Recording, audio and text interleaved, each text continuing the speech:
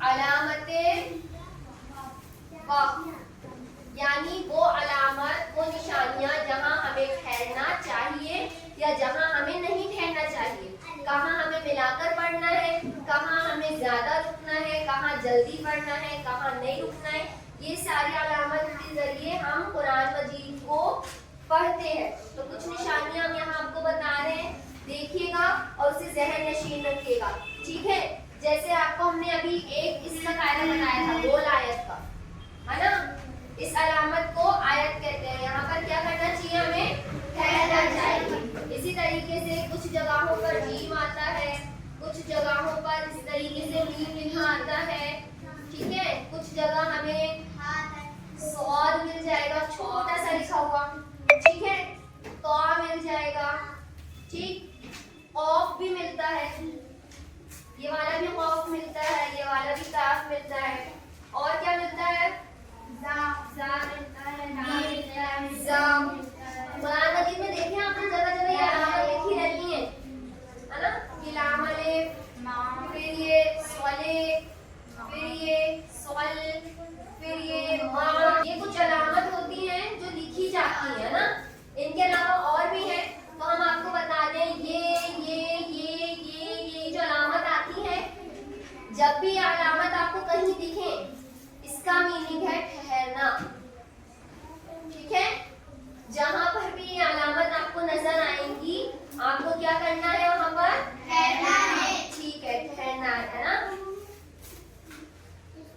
आपके सामने आप कुरान की कुछ आयतें सूरह लिखी हुई है, उनके पास भी आयत के पास कभी लाम अलिफ दिख रहा है छोटा सा, कहीं कौ दिख रहा है, कहीं जी, नजर आ रहा है आप सभी को, नजर आ रहा है। देखिए यहाँ पर कुछ अलामतें लिखी हुई है, लाम अलिफ दिखा, ये छोटा सा 5 बना हुआ नजर आ रहा है, ये है ना। तो ये कुरान मजीद में बहुत सारी जगह आते हैं बेटा।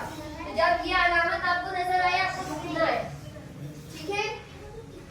अब हम इनके तरीके लिखा दे रहे हैं, कहाँ पर रुकना है, कहाँ पर क्या। जैसे जीम, इसे बोलेंगे वक्फ जायज की अलामत, यहाँ पर भी ठहरते हैं, इसे बोलते हैं, इस अलामत को आयत कहते हैं, यहाँ ठहरना चाहिए।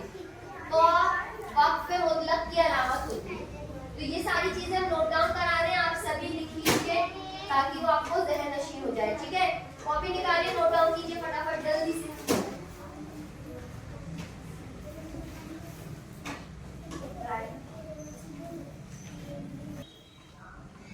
देखिए इस अलामत को आयत कहते हैं, यहाँ पर ठहरना चाहिए।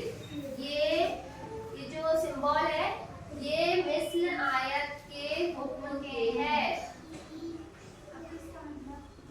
यानी आयत में हम जो काम करेंगे वही ये भी यहाँ पर भी करेंगे। आयत में क्या करते हैं, हम ठहरते हैं। तो अगर आयत की जगह आपको कहीं ये 5 बना हुआ मिलता है उर्दू का, तो इसमें भी आप क्या करेंगे, ठहरेंगे, आयत के हुक्म के है।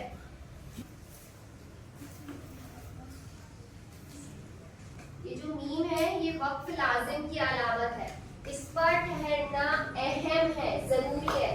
यानी अगर आपको कहीं ये नजर आएगा, वहां पर आपको क्या करना है, ठहरना है, जरूरी है बेटा, ठीक है। तो ये वक्फ मुतलक की अलामत है,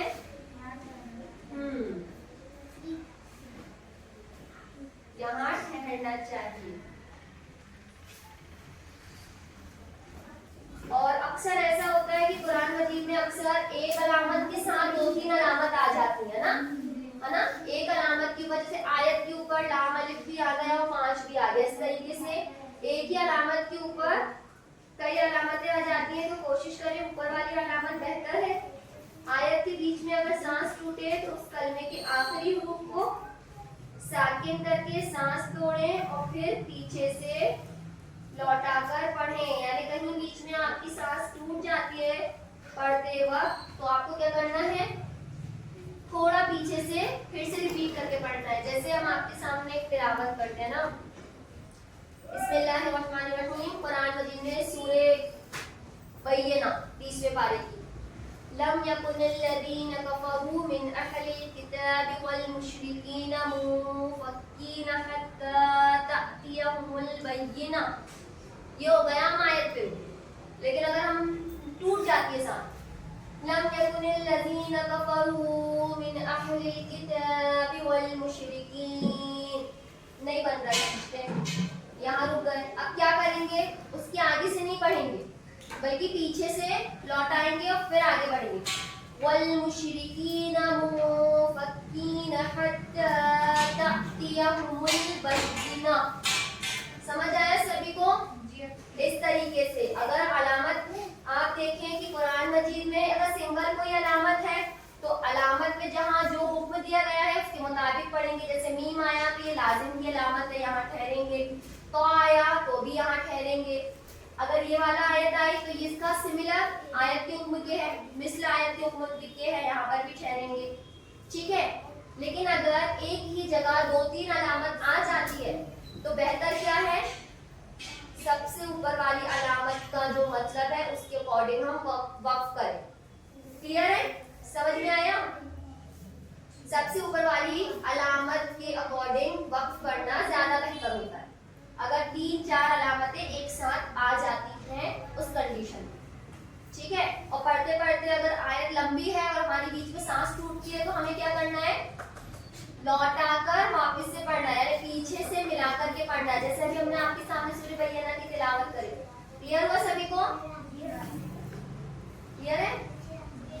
ठीक, ये वक्फ जायज की अलामत है। ठीक है,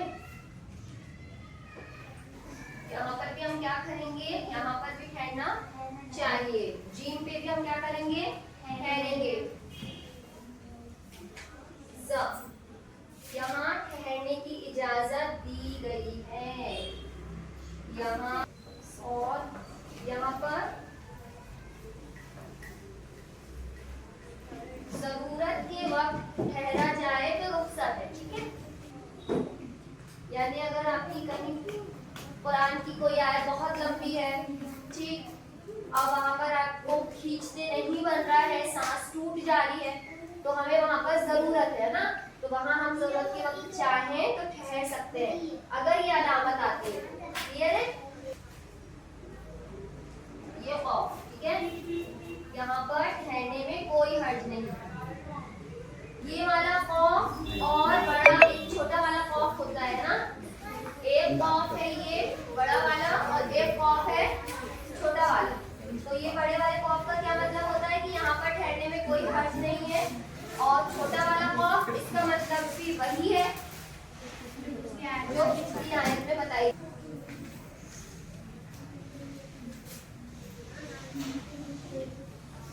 मतलब भी वही है जो पिछली आयत में जो अलामत आ चुकी है वही यहाँ पर। ठीक है।